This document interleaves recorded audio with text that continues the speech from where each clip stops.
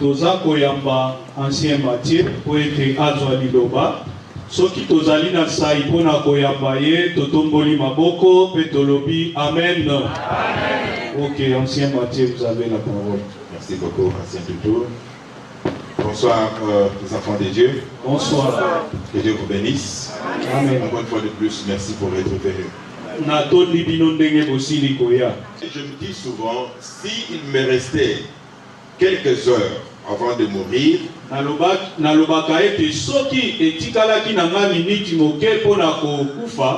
et que je ne connaissais pas la parole de Dieu, s'il y a une chose que je peux apprendre dans quelques minutes,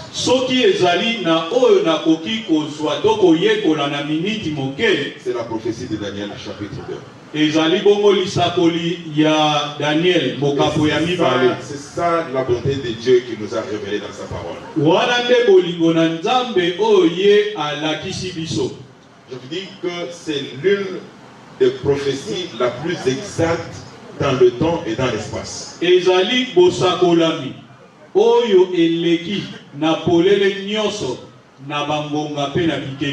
a eu plusieurs prophéties, mais celle-ci, elle est caractéristique. Nous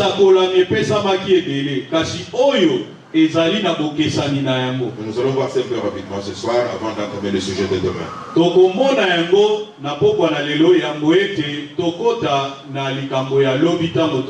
cela que je commence par le titre quelle heure est-il? Je ne parle pas de l'heure maintenant, mais dans le monde et dans la façon dont nous évoluons vers le royaume des cieux, nous sommes dans quel temps, dans quelle époque de notre histoire?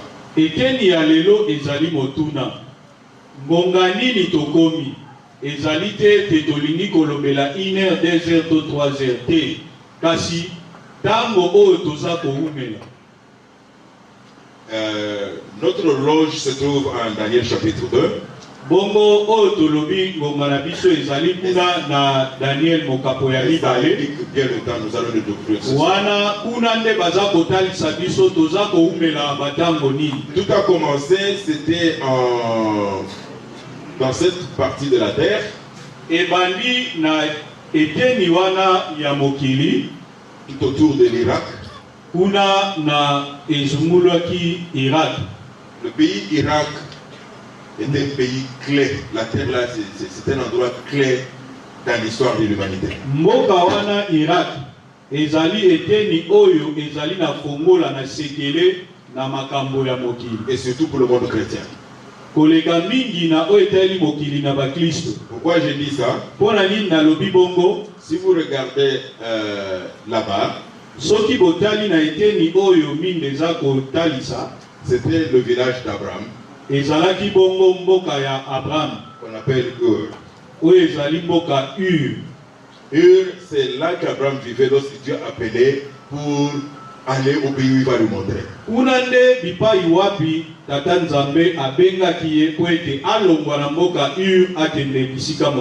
C'était tout près de l'Irak. Vous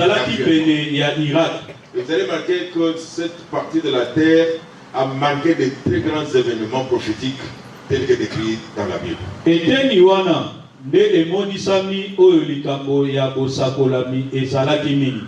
L'endroit s'appelle aussi Babylone, aussi a existé là-bas. Babylone aussi le pays Irak aujourd'hui. Irak et en histoire peut-être vous avez étudié la Mésopotamie. Bongo batanga kelasi na kelasi ya 4e topé de 2e bayekola ki pété. Donc c'est dans la même contexte, dans cette partie de la terre. Maintenant qu'est-ce qui s'est passé là-bas? C'était en l'an 602 avant Jésus-Christ. Et notez bien la date. 602 avant que Jésus soit né. Là, c'est dans la terre d'Irak. Ce qui était Babylone à l'époque. Il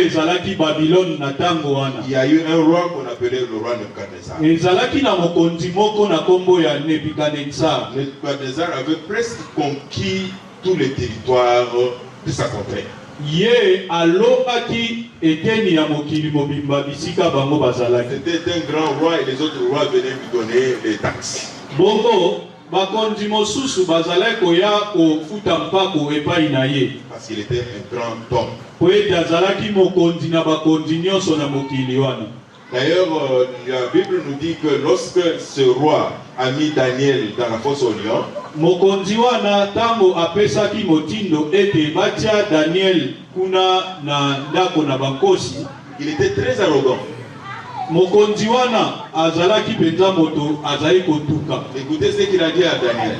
Boyoka oyo ayebisaki Daniel. Il dit, moi je vais te jeter là-bas. Qui est ce Dieu qui va vous délivrer de ma main? Ngai na kokotisa yo na ndako na bankosi pe na kotala nzambe nani oyo akobikisa yo. C'est la même chose que Pharaon avait dit. Lolenge moko pe oyo Pharaon alobaki. Qui est Dieu pour que je lui obéisse? Nzambe aza nani po na ngana tosa ye. Maintenant nous allons voir qui est plus fort. Siko tokotala nani aleki na bokasi. L'Éternel reste souverain. Bongo waseko ye azali mokonzi na nyonso. Mais quelle que soit notre position, ata ndenge na biso nous sommes comme des vers de terre devant les tozali lokola michopi na miso na Nzambe. nous ne valons rien. Tozali penza na motuya te. En Daniel chapitre 2, Daniel mokapo ya mibale au verset 1. nzela ya liboso. Ce que j'aime avec la Bible, c'est que lorsque nous lisons ce passage, ça nous indique même le temps. O nalingaka na Biblia bayebisaka biso ezala tango. La Bible dit, Biblia elobi la deuxième année du règne de Nebuchadnezzar. na mbula ya mibale ya bokonzi ya Nebukadnezar. Vous voyez qu'on nous situe dans le temps spécifique. Baza koyebisa biso na tango to ngonga. C'est comme qui dirait dans le deuxième mandat de tel président. Elingi koloba ngambo mosusu na manda ya mibale ya mokonzi songolo. Cette histoire ne s'est pas passée dans la première année, c'était durant la deuxième année, alors que Nebuchadnezzar était. Lisolo oyo ezalaki na mbula ya liboso te kasi ya mibale ya bokonzi ya Nebukadnezar. Et la Bible dit, Biblia elobi le roi fit un rêve qui le troubla au point qu'il perdit le sommeil. mokonzi alotaki ndoto oyo etungisaki pongi na ye. Il a oublié le rêve, Sikawa abosani ndoto. mais ça l'a troublé au point qu'il n'a pas pu fermer l'œil. Kasi yango etungisaki ye po ete ekataki ye pongi. Et les rêves dans le temps étaient considérés comme une communication avec les dieux. Ndoto na batango ya bato na kala ezalaki lokola ete bosololi to boyokani na banzambe. Maintenant, quelque chose s'est passé, mes bien-aimés. Siko likambo moko elekanaki. Le roi, tellement qu'il était troublé, il n'a même pas eu d'appétit. Mokonzi lokola ezala posa ya kolia esilaki ye. Parce que ce qu'il avait vu dans le rêve était très effrayant. Po ete oyo amonaki na ndoto ezalaki kobangisa. Ça ne lui a pas laissé la paix. Etikaki ye na kimia te. Alors comme d'habitude, lorsque le roi a une difficulté ou un problème sérieux, Soko mokonzi azali na nkokoso moko, il fait appel à ses conseillers. abengaka bapesi toli na ye. Parmi eux, il y a des conseillers économiques, Kati na bango ezalaki na oyo batali makambo ya ekonomi, sur le plan de la santé. oyo etaleli bokolongono banzoto. Tous les secteurs sont représentés parmi les conseillers. Bongo kati na bapesi toli ezalaka na biteni nyonso. Alors le roi fit venir tous les sages de son royaume. Bongo mokonzi abengisi bato na bwania nyonso ya bokonzi na ye. Tout ce que vous connaissez, les sorciers étaient là, Bato na soloka bazalaki wana. les magiciens étaient là, Ba magicien bazalaki. les voyants étaient là. Bato bamonaka makambo bazalaki. Personne qui avait de l'intelligence était convoquée à la cour du roi. Bato nyonso bazalaki na bwania ya lolenge ya mabe bazalaki wana. Lorsqu'ils sont arrivés, Tango bayaki ils ne savaient pas ce qui s'est passé. bayebi te oyo Et elekanaki. ils sont venus de toutes les provinces. Bautaki na biteni nyonso ya Ils bokonzi na étaient ye. nombreux. Bazalaki ebele. Souvent, lorsque le roi a des difficultés ou des problèmes qu'il ne sait pas résoudre, ce sont eux qui lui donnent des conseils. Tango mokonzi azalaka na kokoso bango nde basungaka ye. Alors ils s'attendaient que c'est la même chose, donc ils vont demander, on va lui donner des conseils. Bakanisaki ete kozala ndenge ya momesano bakopesa biyano. Cette fois-ci, il leur dit que vous soyez économique, sanitaire ou environnemental, la question est là pour tout le monde. Bongo motuna ezali mpona bato nyonso bapesi toli. J'ai eu un rêve la nuit, Ngai nalotaki na butu, mais il y a deux choses que je vous demande. kasi nasengi bino makambo mibale. J'ai oublié le rêve. Nga nabosani ndoto. Rappelez-moi qu'est-ce que j'avais vu dans la nuit. Et lorsque vous allez me dire ça, dites-moi aussi qu'est-ce que ça signifie. Je vous dis, tout le monde dans la salle était calme. Ils lui ont dit, Sa Majesté, ce que vous demandez est très difficile. Dites-nous le rêve. Et nous allons vous donner les définitions. Je vois que vous êtes en train de dire. C'est ça que vous faites toutes les années quand je vous invite. Vous venez là, vous me dites n'importe quoi à partir de cette et vous êtes payé chaque mois. Cette fois-ci, j'ai dit, vous me dites le rêve. Donnez-moi aussi l'interprétation. Faute de quoi, je vais vous exterminer. Le roi ne blaguait pas. Souvenez-vous de Daniel. Lorsqu'il dit je vais te jeter dans la fosse aux lions, il ne blague pas. Et lorsqu'on jetait Daniel, lui-même était là, il voulait s'assurer que réellement on l'a jeté. Même lorsqu'on a jeté les amis de Daniel dans le feu, il était là présent. Et les conseillers savaient que si le roi signe le décret, c'est vrai, nous tous nous allons mourir.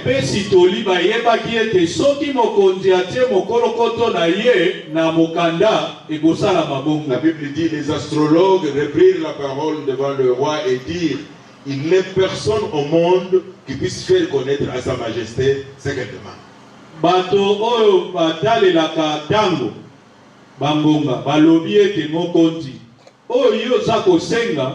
Moto ata moko te na mokili akoki kopesa eyano na likambo oyo lobi. Le roi n'est pas satisfait par la réponse. Mokonzi andimaki te. Et il continue à dire, ce que le roi demande est très difficile et il n'y a personne qui soit capable de révéler cette chose. Pe balobi lisusu mokonzi oyo oza kosenga ezali penza kokoso mingi pona moto moko ayanola na motuna na yo. C'est ça leur réponse. Ils continuent à parler et le roi écoute. Pomo mokonzi aza koyoka bango. Et ils disent que c'est que le roi demande est très difficile. Bon, ça je l'ai dit maintenant. Ils disent, excepté les dieux, mais ils n'habitent pas parmi les mortels. Kaka banzambende bakoyi kopesa bi eyano pe bango bafandaka epai na baweite. La plupart d'entre nous, quand nous sommes en difficulté, on va voir les magiciens. Bongo mingi bato basambelaka te bakendaka epa banganga soki bazali na problème. Et quand vous allez là-bas, ils jouent avec votre esprit. Tango okei kuna akosaka kaka na makanisi na yo. Ils vous trompent pour que tu donnes l'argent. Akosi yo ka kopesi bongo. Est-ce que vous avez déjà posé la question? Aussi o mituna. Ganga. Sikoyo nganga ye moko. Le féticheur. S'il est réellement capable de faire le miracle qu'il promet. Pourquoi sa vie à lui ne reflète pas ce qu'il dit? Vous allez quitter la villa la ville de Kinshasa.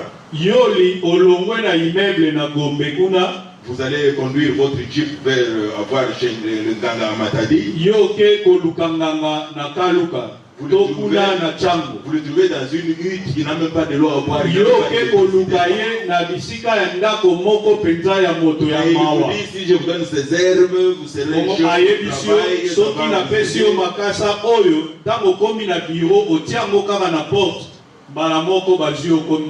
c'est du mensonge. Si vous avez besoin de bénédiction, bénédiction vient du ciel. Dieu est capable de bénir. Ici, les magiciens le reconnaissent.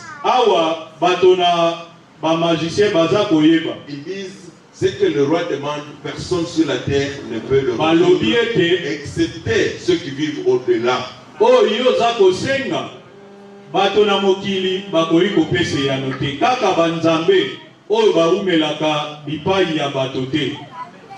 N'allez pas chercher le bonheur ailleurs, mes frères et sœurs. kokende koluka bolamu bipai mosusu te. Le bonheur se trouve dans le Seigneur. Bolamu kaka kati na Quand yawe. vous avez une difficulté Soki ozali na likambo et que vous ne savez pas résoudre, oyo eyano oza kozwa te, continuez à faire confiance en l'Éternel. ndimela kaka nzambe. S'il ne vous donne pas, Soki apesi te, peut-être c'est pour votre bien. ntango mosusu eza mpona bolamu na yo. Continuez toujours à lui faire confiance. Koba kondimela nzambe. Aucun magicien, aucun conseiller n'a pu révéler au roi le rêve. Ezala bato na soloka, ezala banganga to banani, bakokaki te kopesa yano na motuna. Alors le roi leur a donné un délai, il a dit, demain si le rêve n'est pas révélé, si je ne reçois pas l'interprétation, vous tous vous allez périr. Mokonzi Et alobi, il ajoute, non seulement vous, mais vous et vos familles. mokonzi alobi, pona lelo bozwi ngolu, kasi lobi soki eyano eza te na bino na mabota na bino bokokufa. Et la nouvelle est parvenue à un jeune homme qui était réfugié là-bas à Babylone. Bongo likambo wana ekomaki ti epai na elenge oyo bamemaki na bowumbu. Parce qu'il faisait aussi partie des conseillers. Vous savez, quand ils sont arrivés, le roi avait choisi les 4 qu'il avait envoyés à l'école supérieure pour étudier, et il faisait aussi partie des conseillers. Na bato wana bamemaki na bowumbu, minei bazwaki bango, batangaki, bazaki na bwanya, bazwaki bango lokola bapesi. Et la Bible nous dit, Daniel a crié vers l'Éternel. Bibili elobi Daniel abelelaki Yawe. Qui sait si Daniel était parti à Babylone juste pour cet événement? Nani ayebi soki Nzambe atikaki ete Daniel akende na Babylone na bowumbu kaka pona likambo. Et il dit au superviseur, Pe alobi na oyo azalaki kokamba bango, est-ce que vous pouvez demander à Sa Majesté de nous donner seulement quelques jours, 3 jours juste pour prier, comme ça nous allons consulter l'Éternel. okoki kosengela biso te epai na mokonzi apesa biso mikolo misato kaka tosenga epai na Nzambe. Vous savez, lorsque je lis la requête de Daniel, Tango naza kotanga bongo ezalaki bosenga na Daniel, ça demande une grande bravoure. eza kosenga ete ozala moto o na molende. Parce qu'il court le risque. Po ete ye likambo asengaki ezalaki nafasi mingi Et mpona s'il ne parvient pas à interpréter le rêve, sikoyo soki alimbolaki te ndoto, le roi peut changer son esprit, il peut dire, je laisse les autres, je te tue toi. mokonzi akoki kochange na ye alobi ete lokola yo okosi ngai naza koboma. Parce que tu es venu perdre le temps et puis tu es venu... Po ete olekisi ngai ngonga ya pamba. Mais Daniel avait confiance en Dieu. Daniel ye atiaki elikia epai na Nzambe. Imaginez-vous, il va dire au roi de retarder un peu la décision. Ake koyebisa bayebisa mokonzi ete atika nano mwa tango. Comme ça, lui, il va venir révéler le rêve. Ye akoya kopesa ndoto pe ndimbola. Le roi a compris, il a dit, voilà, je vous donne le temps. Mokonzi alobi na sosoli bozwa ngonga. Mais si vous ne m'amenez pas la réponse, Kasi soki eyano eza te, vous allez tous périr. bokokufa bino nyonso. Dieu est capable de faire des choses impossibles. Nzambe aza na makoki ya kosala makambo oyo bato bakoki kosala te. Lorsque le jeune homme Daniel est venu devant le roi, Tango Daniel aye epai na mokonzi, il a révélé le mystère. ayebisaki oyo ezalaki libombani. Le roi était assis sur son trône. Bongo mokonzi afandaki na ngwende na ye. Daniel commence par glorifier le Très-Haut. Daniel abandi nano na kokumisa Nzambe na likolo. Il cherche d'abord le royaume des cieux. Aluki nano bokonzi na likolo. Il veut faire voir au roi que vous êtes roi, vous êtes majestueux, mais il y a quelqu'un qui est plus grand que vous qui a pu. Atalisi mokonzi Nebukadnezar ete ezali tope azali Nzambe na likolo oyo aleki bato nyonso. Il était aussi très humble. Azalaki te na kobikitisa. Il ne dit pas que c'est à cause de ma prière, je jeûnais. Alobi te ete ezali po ete nga nakilaki bilei te. Mais il dit que ce n'est pas moi, c'est le Dieu des cieux. Alobi nga te nde napesi ndimbola kasi Nzambe na likolo. Il rend la gloire à l'Éternel. Azongisi nkembo epai na Nzambe. Vous pouvez être un chanteur, Okoki kozala moyembi, vous pouvez être prédicateur, okoki kozala motei, vous avez un travail que vous faites bien. okoki kozala na mosala osalaka malamu. Si nous ne savons pas nous humilier pour rendre la gloire à Soki Dieu, tokoki komikitisa te mpona kozongisa nkembo epai na et que Nzambe, nous prenons la gloire qui est due à Dieu, bongo tozwi nkembo oyo esengelaki na Nzambe, là, nous sommes en train de creuser notre propre tombe avec nos propres mains. wana toza kotimola libulu oyo ekokunda biso. Daniel reconnaît l'Éternel Daniel asosoli ete nzambe nde devant le roi. liboso na mokonzi. Et le roi est là assis dans son trône. Mais- Écoutez. Mokonzi Nebukadnezar afandi na ngwende na kiti na ye ya bokonzi. Et Daniel lui dit, oh roi, Daniel alobi mokonzi, dans la nuit lorsque vous dormiez, na butu elalaki yo, voilà ce que vous avez vu. tala oyo monaki. Vous avez vu une statue Omonaki ekeko dont la tête était d'or oyo motu nango ezalaki ya wolo, et la poitrine était d'argent. bongo eteni oyo ya tolo ezalaki ya mosolo. Et vous allez remarquer que, je ne sais pas, vous connaissez par exemple lors des Jeux Olympiques ou lors de... Bon, prenons surtout le cas des Jeux Olympiques. Totala likambo na ngonga oyo ezalaka ya jeux olympique. Lorsqu'on donne des médailles, Soki baza kopesa ba médaille, la première médaille est faite en quoi? médaille ya liboso ezalaka ya motuya ya nini? Ya or. Or. Et la deuxième médaille? Ya mibale, Argent. ya Troisième? argent, ya misato, Bronze. Bronze. Je me demande où est-ce qu'ils ont appris ça? nga na mitunaka bazwela likambo wana wapi? Pourquoi l'or est le premier et l'argent? Mpona nini wolo nde ya liboso mpe nsima na yango argent? C'est Dieu qui a révélé ça à Nebuchadnezzar. Nzambe nde atalisaka yango epai ya La Nebukadnezar. tête était faite d'or, Motu ya ekeko ezalaki ya wolo, argent, tolo ya argent, bronze, bongo mipende ya bronze, fer, makolo na mabende, et puis les pieds de fer mélangés avec l'argile. bongo eteni to mpe bitambe na makolo esanganaki mabende mpe na mabele. J'admire le niveau de la foi de Daniel. Nazali kosepela na kotela motuya oyo etali kondima na Daniel. C'est comme quelqu'un qui meurt là, toi tu dis non, non, non, laissez, mais docteur, laissez votre travail. Moi je vais d'abord aller prier, la personne va. Ezali lokola monganga aza kotraite moto alinga kufa yo lobi monganga atika nano yo okende kobondela moto wana kobika. Daniel était un homme de la foi. Daniel azalaki moto na Il kondima. avait confiance en l'Éternel. Atiaki elikya na ye na Nzambe. Cette confiance que le peuple de Kinshasa a besoin. Nde oyo kondima ya lolenge wana bato na Kinshasa tosengeli kozala na yango. Daniel qui explique au roi, le roi maintenant commence à se... D'ailleurs, vous savez, Dieu a fait oublier ce rêve au roi. Nzambe ye nde asalaki ete mokonzi akosa na ndoto Pour que sa gloire soit révélée. po ete nkembo na ye emonisama. Et lorsque Daniel lui dit ce qu'il avait vu dans le rêve, Ntango Daniel ayebisi mokonzi ndoto ndenge alotaki, le roi commence à se rappeler. mokonzi abandi koloba ezalaki boye, ezalaki bongo namoni penza, ezali penza oyo oza koloba. Il dit, Daniel qui lui dit, Daniel ayebisi ye, et vers la fin de ton rêve, au roi, na suka ya ndoto na yo tu as vu une pierre omonaki libanga moko na mosika koya qui n'était relâchée par aucune main humaine. oyo ezalaki koya loboko moko te ebwakaki yango. La pierre est venue, elle a brisé toute la statue. Libanga koya eza kokoma monene ti etutaki ekeko.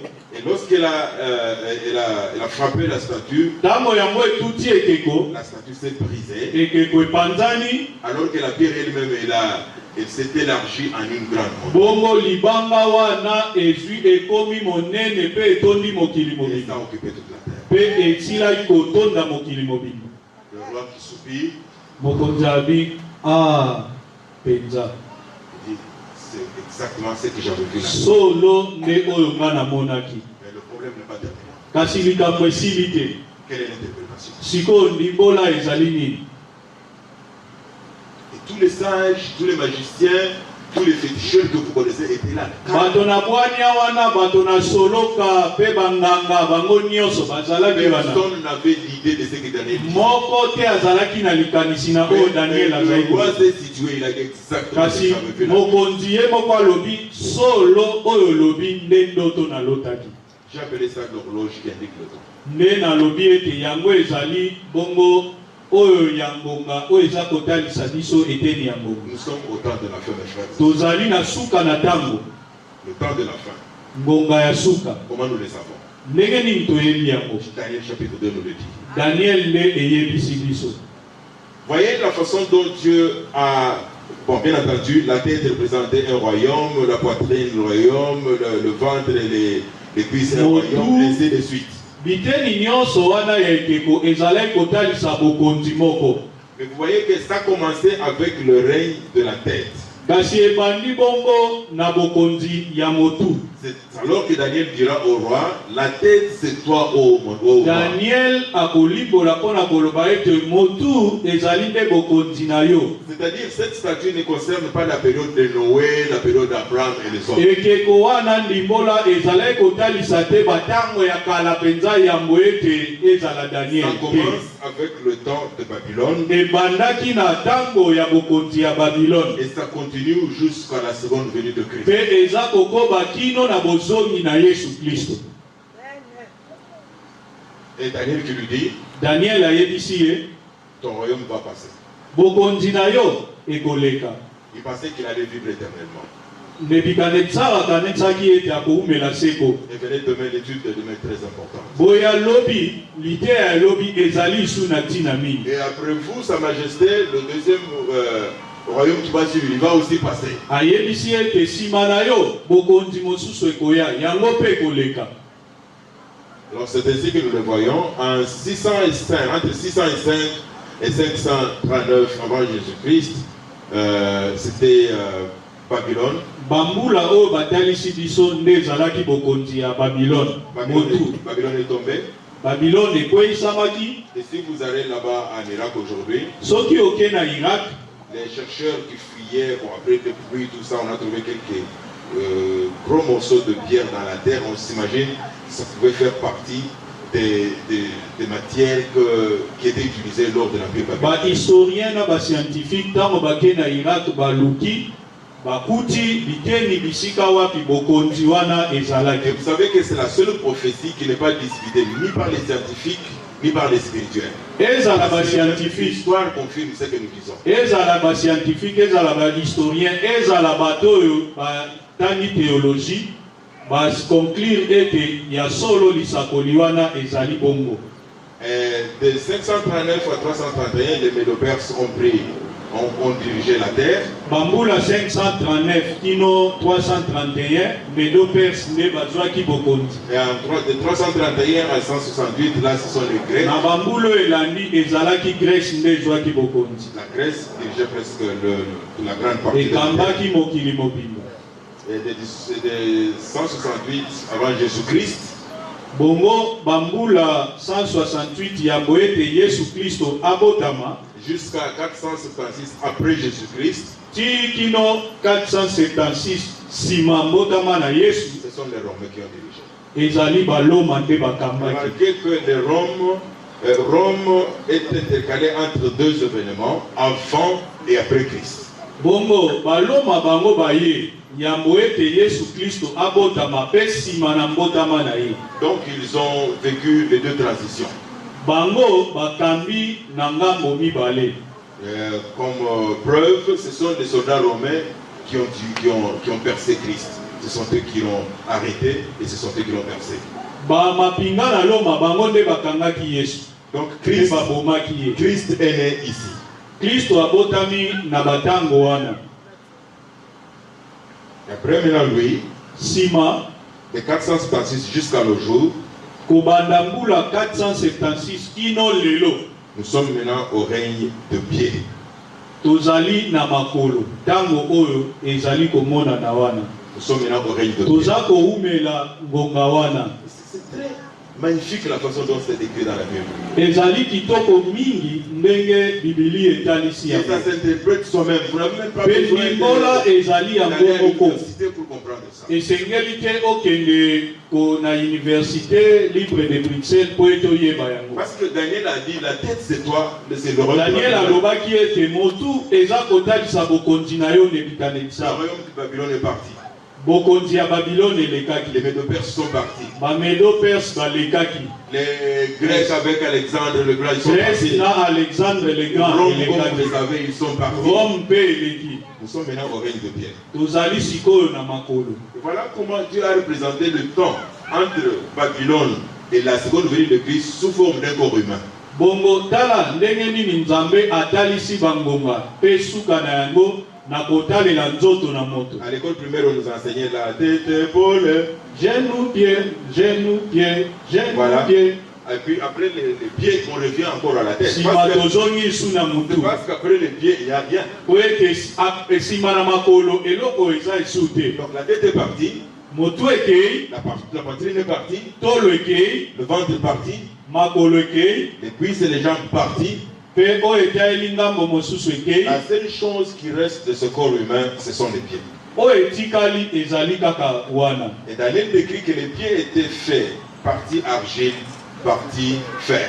Bongo na makolo etalisamaki ete ngambo moko ezali libende, ngambo mosusu mabele. Mais comme on ne peut pas utiliser l'argile pour souder le fer, Lokola bakoki kosangisa te libende na zelo, ce dernier royaume ne sera pas très fort. bongo bokonzi wana ekozala na bokasi te. Ils ne vivront pas longtemps. Ekoumela ntango mingi te. Comme le fer et l'argile ne se soudent pas. Lokola ete okoki te kosangisa mabele pe na libende. La question que je pose ce soir, Motuna na kotuna siko. dites-moi, après le royaume de pied, qu'est-ce qui arrive? Ntango bokonzi ya makolo ekoleka nini ekoya? Nous attendons la pierre. Toza kozela libanga. C'est le temps de la fin, mes frères et sœurs. Toza na batango ya suka. Nous devons nous préparer. Tosengeli komilengela. Quel que soit ce que nous faisons. Ata nyonso tokoki kosala. Je ne dis pas qu'il ne faut pas aller à l'école. Nalobi te ete bozanga kotanga. Je ne dis pas qu'il faut construire. Nalobi te ete otonga ndako na yo te. Je dis que quoi que vous viviez, Ezala yo komela, ou que vous mangiez, ezala yo kolia, que vous fassiez toute autre chose, nyonso kosala. cherchez premièrement le royaume des cieux. Yambo lukana no bokonzi na likolo. Parce que ces choses de la terre vont rester. Makambo ya mokili ekoleka. Et vous allez le voir demain. Venez demain, on va en parler. Lobi tokolobela yango. Après les pieds, Sima na makolo, il n'y a rien. eloko mosusu eza te. Ça sera la pierre qui va tomber. Ekozala nde libanga oyo ekoya. Et moi, je remercie le Seigneur Pe natondi Yawe que je suis né dans le royaume des pieds. ete ngai nabotami na tango oyo. Je le remercie davantage Natondi ye mpe koleka. car il m'a donné la chance Po ete apesi nga libaku malamu pour vivre cette prophétie en Europe. ete naumela lisakoli oyo kuna na Europe. Le 31 janvier 2020, Na le 31 janvier 2020, le Royaume-Uni qui était soudé aux 27 pays de l'Europe à travers l'économie et la diplomatie, Royaume-Uni bango bazalaki na kati ya Union européenne. ils se sont décidés Bazwaki mokano na mbula wana de se retirer complètement de cette union. ete balongwa na bango na Union européenne. Et nous, adventistes, là-bas, nous avons compris que Biso badventiste ya mokolo ya sambo tososolaki ete ceci accomplit la prophétie car le fer et l'argile ne peuvent pas se séparer. likambo wana eza kokokisa bosakolami ete libende na mabele ekoki kosangana te. Ils se sont brisés comme vous le voyez Bakabwanaki dans ce qu'on appelle le Brexit, na oyo babiangi na kingelesa ce qui est la sortie du Royaume-Uni du reste. Maintenant, l'Europe est Brexit restée. oyo elakisi bobimi na bango. L'Union européenne avait 28 pays. Union européenne esangisaki bamboka 28, Il en reste 27. sikoyo etikali 27. Mais même parmi les 27, Kati na 27 wana vous comprenez qu'ils ne sont pas complètement unis. okomona ete boyokani penza eza te. Donc nous ne devons pas mettre notre confiance sur l'Union européenne pour notre survie. Tokoki kotia elikia te biso bakongole na Union Nous ne européenne. devons pas compter sur l'Amérique. Tokoki kotia motema te na États-Unis. Nous devons compter sur Christ. Tosengeli totia motema epai na Nzambe. Car bientôt il va revenir. Po ete kala te akozonga. Vous voyez que tout a commencé avec le royaume de Babylone et ça nous amène jusqu'au retour de Christ. Nyonso ebandi na bokonzi ya Babylone. Comme Pe je le komema disais, biso na c'est suka. la plus précise de toutes les prophéties bibliques. Ezali bongo lisakoli oyo ezali penza na bokoki na yango. Même la science confirme ça. Ezala bato na science balobi yango. Tous les royaumes se sont succédés exactement comme Daniel l'avait décrit. Babokonzi nyonso eleki nenge Daniel alimbolaki. Et le royaume divin remplacera l'ordre mondial actuel. Bongo bokonzi na Nzambe yango ekozwa esika na babokonzi nyonso. Le royaume de Christ, c'est un royaume éternel. Bokonzi na Kristo ezali ya seko. Il a dit à Pilate, Ayebisaki Pilate qui était prêt à signer pour qu'il soit crucifié. ete ye abongisamaki mpona asinye ete baboma ye. Pilate lui demande, êtes-vous le roi des Juifs? Bibili Pilate atuni Yesu, ozali mokonzi na Bayuda? Et Jésus qui lui dit, c'est pour cette raison-là que j'étais né. Yesu alobi ezali na tina wana ndenga na botamaki. Et bientôt, toi Pilate, Pekala te yo Pilate, tu verras le Fils de l'homme revenir dans la nuit. okomona mwana na moto kozonga na nkembo. Vous savez qu'avant de passer le jugement, la femme de Pilate n'avait pas dormi. Yambo ete baboma Yesu Kristo, mwasi ya Pilate alalaki pongi te. Elle a envoyé une note à son mari au bureau pour dire, n'ayez rien à faire avec cet homme-là, c'est un homme juste. Ayebisaki mobali na ye na mokanda ete keba na likambo wana yo lingi kozwa mokano. Motu wana azali moto na sema. On m'avait montré dans un rêve. Na ndoto namonaki yango. Et Pilate, pour protéger son travail, il devait faire ce qu'il a fait. Pilate mpona kobatela bokonzi na ye azwi mokano ete baboma Le Yesu. royaume de Babylone est passé. Bokonzi ya Babilone elekaki. Les deux Perses sont passés. Bamed mpe Perse La balekaki. Grèce est passée. Grèce Les elekaki. Romains ne sont plus. Baloma mpe. Nous sommes maintenant au temps de Pierre. Tozali bongo na Mais bientôt le royaume des cieux vient et c'est un royaume éternel. kala te bokonzi na nkolo ekoya mpe yango ekozala ya seko. Dieu utilisa Daniel pour révéler le mystère du songe. Nzambe asalelaki Daniel mpona kopesa libola na oyo ezalaki libombami na ndoto. Dieu passe aujourd'hui par son église pour révéler au monde les vérités propres au dernier jour. Nzambe azali kosalela lingomba mpona kopesa pole na oyo etaleli basolo na batango ya suka. Pour annoncer cette bonne nouvelle que nous sommes au temps de la fin. Yango wana Nzambe abengi biso po ete toloba solo wana na batango ya suka. Quelqu'un qui n'a pas étudié peut comprendre que quand on coupe la tête, on ne comprend pas. Ezala moto oyo akoti kelasi te akoyeba likambo wana. On connaît qu'après le pied, il n'y a rien. Ayebi ete soki makolo elongwe elongo mosu eza te. Mais comme la Bible le dit, Lokola Bibili elobi yango, Dieu est le maître souverain du temps et des saisons. Nzambe aza mokonzi ya batango mpe bangonga. Il a l'histoire du monde entre ses mains. Lisolo ya mokili eza na maboko na Et ye. il peut prédire ce qui peut arriver même plusieurs années avant que ça arrive. Akoki koyebisa lelo oyo ekoya nsima na bambula ebele. Consultez Dieu pour connaître le mystère caché de l'avenir. Luka Nzambe mpona oyeba mabombami na oyo ezali koya. Il ne connaît. Kokende pa banganga te po ete banganga bayebi eloko Parce te. que lorsqu'on va lui dire, dis-moi le rêve, Tango okotuna ayebisa yo ndoto, il va jouer ce truc pour dire non, vous me dites le rêve, moi je veux akoloba ete connaître. yo yebisa ngai nganda limbola. Il ne connaît rien. Bayebi te. Je suis connaît tout. Yesu ayebi nyonso. Et bientôt, Kala te la pierre va venir. libanga ekoya Il va briser toute la statue. ekobuka ekeko.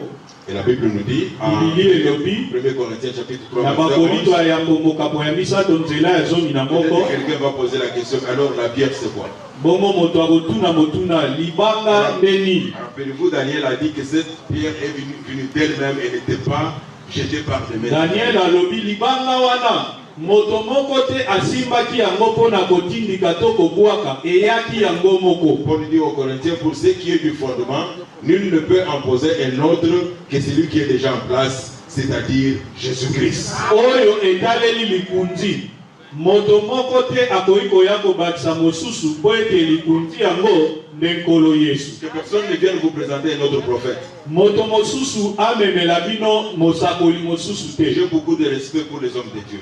Natosaka basali na Nzambe. Mais Christ les dépasse tous. Kasi Yesu aleki bango nyonso. Adorer Christ n'adorait pas les hommes. Gumbamela Yesu kasi moto te. Il n'y a pas un autre fondement que Christ lui-même qui est le fondement. Likunzi mosusu ezali te kaka bobele Yesu. Et en 1 Corinthiens 10, 4, la Bible dit, Bibili elobi na bakorinto ya yango mokapo ya zomi. Ils ont tous bu la même boisson spirituelle. Là, on se réfère aux enfants d'Israël dans le désert. Car ils buvaient de l'eau jaillie d'un rocher spirituel qui les accompagnait.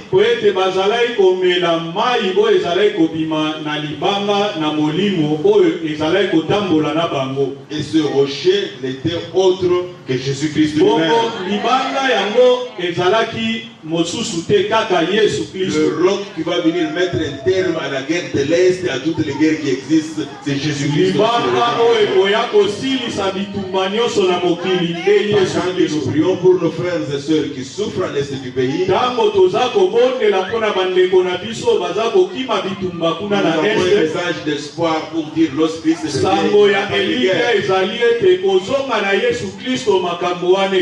ce royaume sera un royaume éternel. Ce roc, c'est Jésus-Christ. Bientôt, très bientôt, nous revenons revenir dans sa gloire.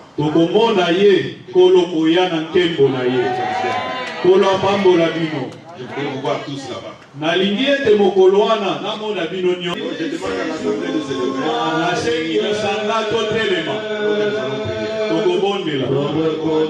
Le sable de plage, nombreux comme le sable de plage.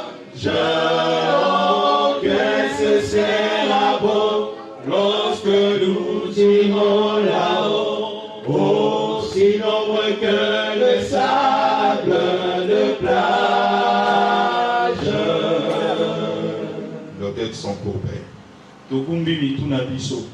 Seigneur Dieu Tout-Puissant, nous te remercions ce soir, ô Éternel, pour le privilège que tu nous as donné au Saint-Père d'écouter ta parole.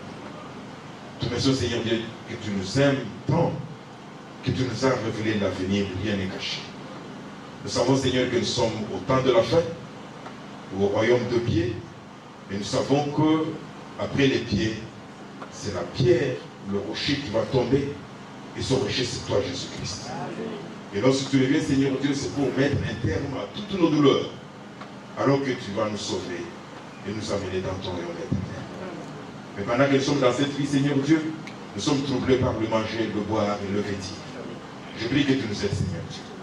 Nous sommes malades, je prie que tu nous guérisses. Que ta grâce nous accompagne au Saint-Père. Aide-nous, au Seigneur, à savoir choisir les priorités pour la vie, à donner la première place à ton royaume, et le reste nous sera donné par tous. Bénis ton assemblée ce soir, bénis ceux qui nous écoutent même au loin, et bénis tout le monde, Seigneur Dieu. Aide-nous à refléter ce que nous avons étudié aujourd'hui, à chercher d'abord ton royaume et sa justice, à marcher dans tes pas, Seigneur Dieu, et à avoir confiance en toi. Que ta grâce et ta paix soient sur tout le monde ce soir. Je demande toutes ces grâces parce que j'ai confiance, la confiance qu'avait Daniel, que ce que nous demandons, Seigneur, nous le recevons parce que tu as promis et nous réclamons ces promesses par la foi au nom de Jésus-Christ. Que toute l'Assemblée dise Amen. Amen.